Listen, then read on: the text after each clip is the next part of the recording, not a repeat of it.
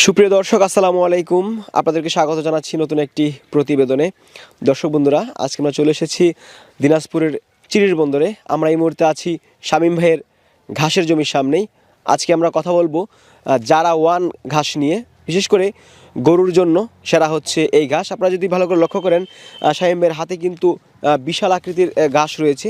মূলত এই ঘাসের কাটিংগুলো তারা তৈরি করে বিভিন্ন জায়গায় সরবরাহ করে থাকে। বর্তমানে গু খাদ্যের যে পরিমাণ দাম, যদি খামারে মানুষ গরুকে ঘাস না খাওয়াতে পারে তাহলে অবশ্যই সেই খামার ধ্বংস হয়ে যাবে এবং খামারে লাভবান হওয়া সম্ভব না।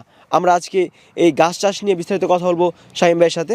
আশা করছি পুরো আয়োজন জুড়ে পাশেই থাকবেন। আসসালামু আলাইকুম শামীম ভাই। ওয়ালাইকুম আসসালাম ভাই, কেমন আছেন? আলহামদুলিল্লাহ। আপনি ভালো আছেন? আলহামদুলিল্লাহ ভালো আছি। শামীম ভাই, আমরা আছি এই মুহূর্তে আপনার চমৎকার একটি ঘাসের জমির সামনে। এটা কোন জাতের ঘাস? এটা হচ্ছে ভাই জারা ওয়ান হাইব্রিড ঘাস। Zara one hybrid. হাতে রয়েছে কাটিং। জি, এটা জারা ওয়ান হাইব্রিড ঘাসের কাটিং। এই কাটিংটা দেখি, কাটিং কি বিক্রি করা হয় না? জি ভাই, কাটিং বিক্রি করি। আচ্ছা, এইটার কাটিং যদি কেউ রোপণ করে তাহলেই চারা হয়ে যাবে? জি ভাই, এটা থেকে এই যে এরকম সুন্দর ঘাস হবে। আচ্ছা ভাই, জারা ওয়ান হাইব্রিড ঘাস, জি এই ঘাসের কী কী সুবিধাগুলো রয়েছে? ভাই, জারা ওয়ান হাইব্রিড ঘাস হচ্ছে উচ্চ ফলনশীল জাত, যেটা শুকনো জমির ঘাস, শুকনো জমিতে হয়। আর এই ঘাসটার প্রতি একরে ফলন 10 থেকে 15 মেট্রিক টন। আসলে এটা ডিপেন্ড করে আপনার পরিচর্যার উপর।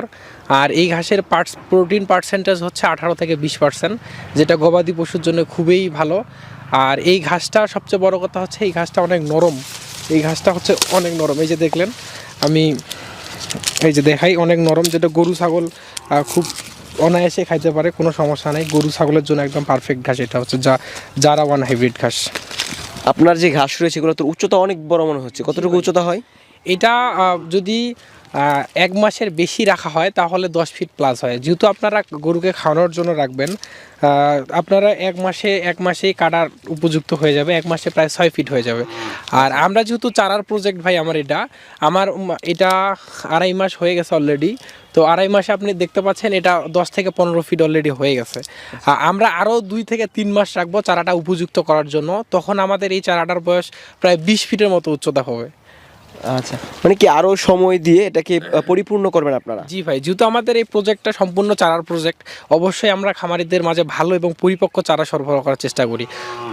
তারই ধারাবাহিকতায় আমাদের এই ঘাসগুলো আরও ভালো করতে হবে, গ্রোথ যাতে বেশি হয়, চারাটা যেন পরবর্তীতে কাটিং রোপণের পর চারাটা যাতে ভালো হয়। এই জন্যে এটার আমরা আরও 2 থেকে 2.5 মাস রাখবো আর কি।